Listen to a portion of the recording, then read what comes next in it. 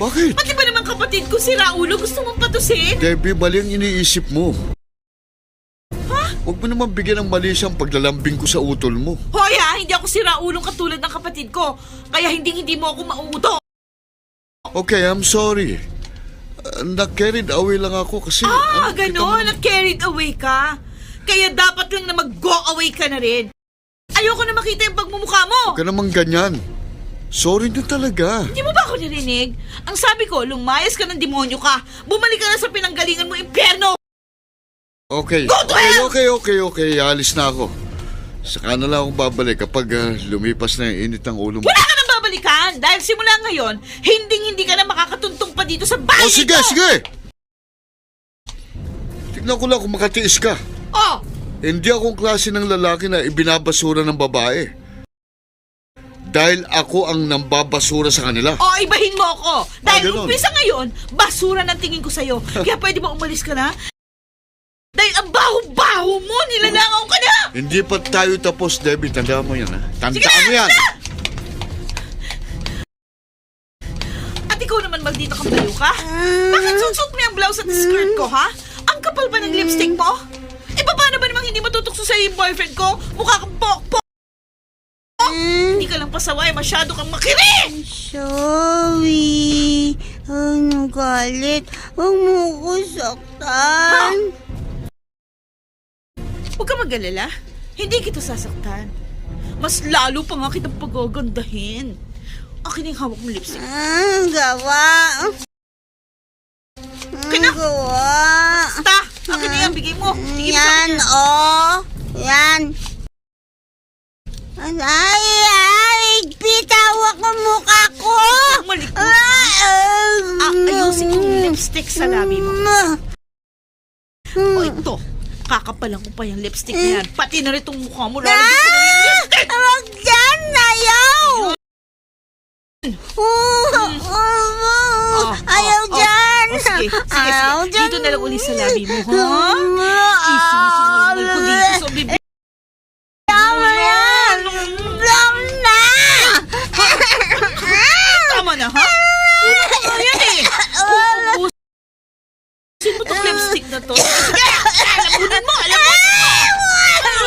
Ano, masarap, ha? Ubarin mo na yung blouse at skirt ko. Kung hindi, yan ang papakain ko sa'yo! No, ha? Ayop ka talaga, Debbie! Bakit ganyan ang itsura ng kapatid mo? Bakit ang pula na mukha at bibig niya? Kasi gusto niya maging pokpok. Ito niyo naman, suot niya yung blouse at skirt ko. Pagkatapos ginamit niya rin yung lipstick ko. Kaya ayan, nilubos-lubos ko na.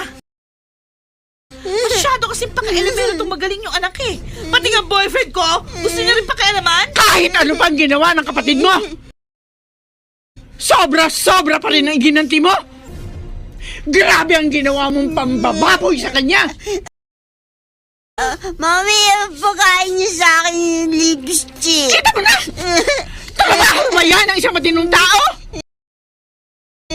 Kung ikaw kaya pakainin ko ng lipstick, ha? Bakit naman ako kakain ng lipstick? Hindi naman ako baliw at siraulong katulad niyang malditang yan. Hanggang kailan, Debbie? Hanggang kailan mo pagmamalupitan ng kapatid mo? Ninakaw niya lahat ng pagmamahal at kalinga niyo, Mami! Umpisa na magkamalay ako, siya na lang palagi kong kaagaw sa oras at atensyon niyo! Hanggat hindi niya sinusoli yung mga ninakaw niya sa akin, hindi gagana ang loob ko dyan! Oo! Aaminin ko! Nagkulang ako sa inyo ni Randy. Ako ang nagkasala kaya ako ang parusahan nyo! Huwag nyo nang idamay si Noemi sa inyo nakikyo sa akin! Basta! Kinasusuklaman ko ang lukarit na yan! Kinasusuklaman ko yan! Kung hindi rin lamang kayo magkakasundo at patuloy mo pa siya pagmamalupitan, mas mabuti pa siguro lumayas ka na sa pamamahay nito! Oo! Hindi nyo na ako kailangan ipagtapo yan! Dahil talagang lalayas na ako sa impyernong bahay na ito!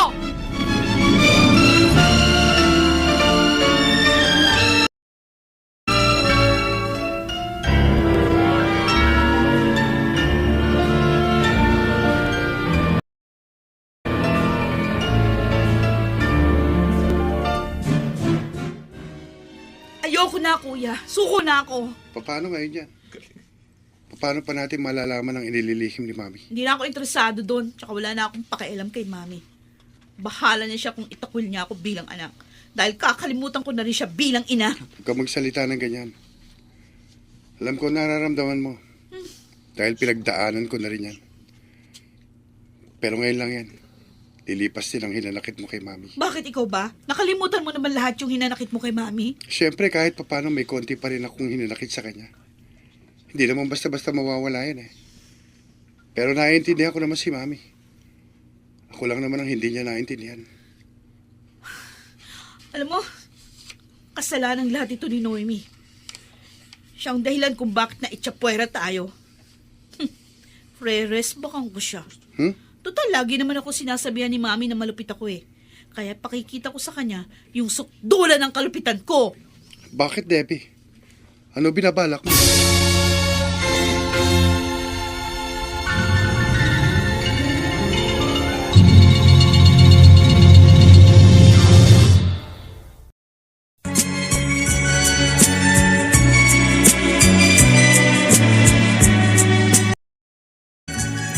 May pangako ang bukas.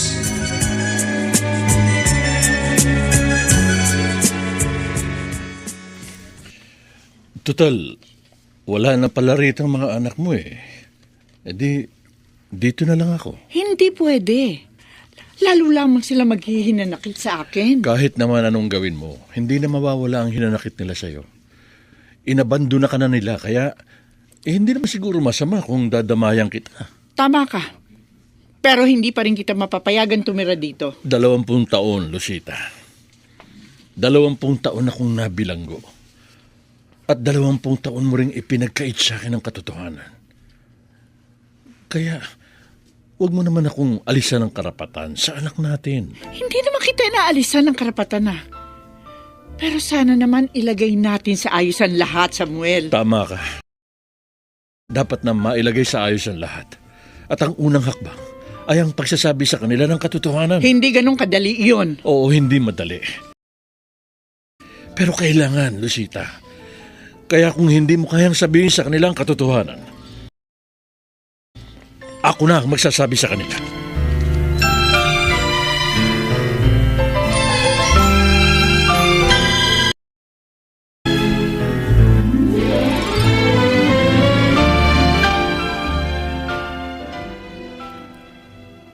Salamat naman at nagkita din tayo.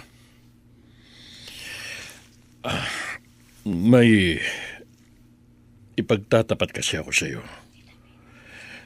Alam mo, dapat sana naumpan ninyo ito dapat nalaman, pero hindi pa naman huli ang lahat. Ano ho ba talagang dapat naming malaman? Malaki ang kasalanan ko sa inyo ni Debbie. Kaya sana naman ay mapatawad niyo ako. Huwag na kayo magpaligoy-ligoy pa. Diretsahin niyo na ako. Ako ang ama ni Noemi. Ho? Oh. Pinagtaksila namin ni Lucita, ang iyong ama. At si Noemi ang naging bunga ng aming kataksilan. Mga bata pa kayo noon, kaya wala pa kayong muwang. Pero bakit? Bakit niyo nagawa yung kay Daddy? Ako ang unang naging kasintahan ng mami mo. Pero dinaan siya sa dahas ng daddy mo. Hindi ko siya nagawang ipaglaban, kaya napilitang magpakasal si Lucita sa iyong daddy. Pero hindi naging tapat ang daddy mo. Dahil naging babaero siya. Kaya ginantihan ni Mami si Daddy. At kayong ginamit niya. Hindi kami gumanti sa daddy mo. Nagmamahalan lang talaga kami ni Lucita, kaya kami nagkaroon ng relasyon. Yun din bang dahilan kung bakit inatake sa puso si Daddy na naging sanhi ng kanyang pagkamatay? Yan ang isa pang katotohanan na dapat mong malaman. Hindi yun ang dahilan ng pagkamatay ng daddy mo. Kung ganun sabihin niyo sa akin, anong ikinamatay ng daddy ko? Napatay ko siya. Hindi ko sinadyang patayin ang daddy mo. Iyon ang katotohanan. Sa maniwala ka't hindi, pinagtangkaan niya akong patayin at ipinagtanggol ko lang ang sarili ko. Sa palagay ninyo, maniniwala ako ron. Iyon ang totoo. At kung ayaw mong maniwala, wala akong magagawa. Kahit ano pang sabihin nyo sa akin. Isa pa rin kayong kriminal. Matatanggap kong ginawa niyong pagtataksir. Pero hindi ang ginawa ninyong krimen.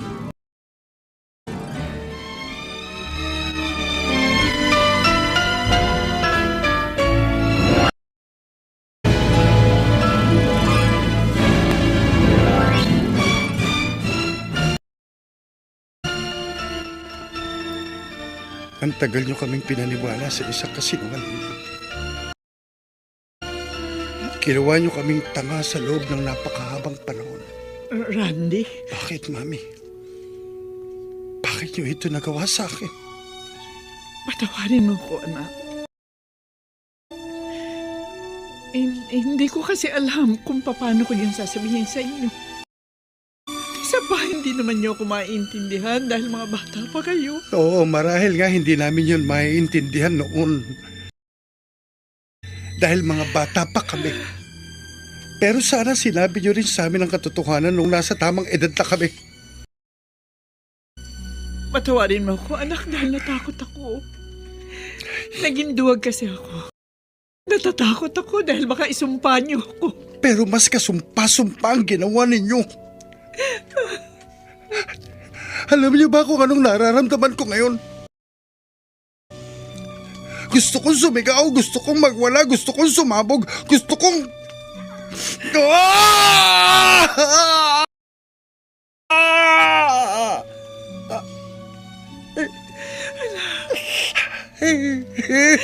Patawarin mo ako. Patawarin mo ako. Ang sakit, Mami. Ang sakit. Sana ako na lang ang nasa katayuan ni Noemi. Sana naging baliw na rin ako para hindi ko na nararamdaman ang hapdi at kirot ng kalooban.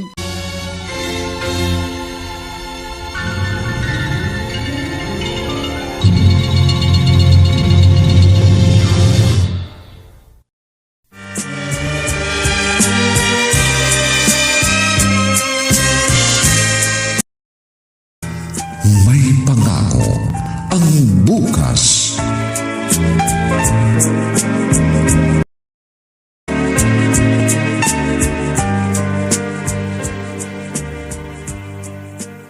Sabi ko na nga ba't hindi mo ako matitiis eh.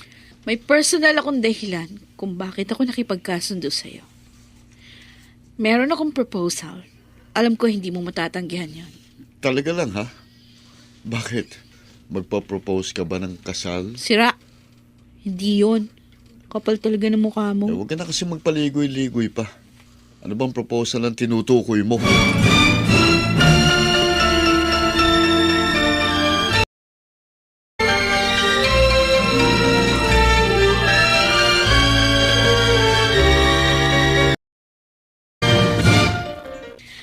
Dito lang muna ako sa tapat ng gate namin.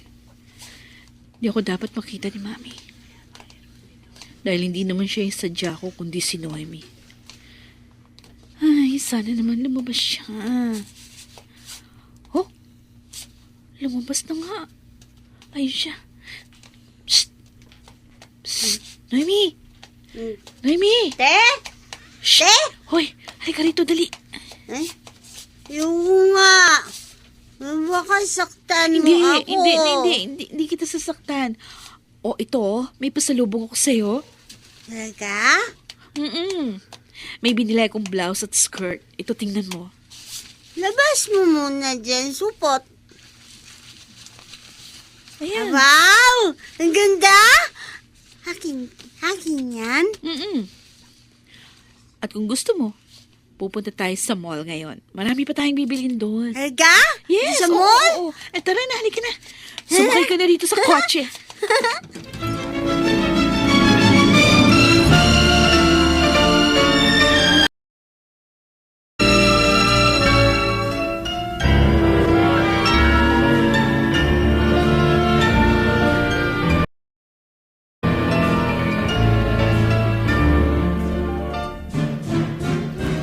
Bakit dala niyo na tayo, Mol. Oo nga. Pero sarado pa ang mall. Mamaya na lang. Oo. Mamaya na tayo bumili ng mga gusto mo. Bili tayo? Mamaya. Pero magpahinga muna tayo rito sa Yes. kwarto. Oh, paano? Lalabas na ako, ha? Hoy, be gentle, ha? Kapatid ko yan. Don't worry. Okay. Akong bahala. Sige. Sisiguruhin ko sa iyo, mag-enjoy ang kapatid mo.